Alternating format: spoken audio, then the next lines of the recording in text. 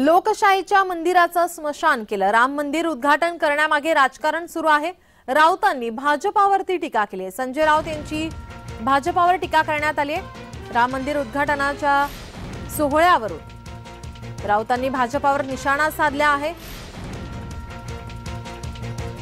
लोकशाहीच्या मंदिराचं स्मशान केलं। राम मंदिर उद्घाटन करण्यामागे राजकारण सुरू आहे। राम मंदिर उद्घाटन सोहळ्यामागे राजकारण केलं जातंय। या राजकारणाला आपला विरोध त्यांनी व्यक्त केला आहे। संजय राऊत यांनी भाजपावर एकंदरीत टीका केली।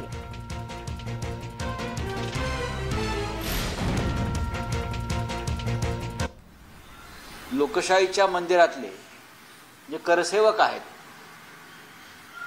रखवालदार लोकशाहीचे करसेवक 143, त्यांचं बलिदान तुम्ही ज्या पद्धतीने दिलेलं आहे ते पाहता, ज्यांनी लोकशाहीचं मंदिर पायदळी तुडवलं त्याला राम मंदिराचा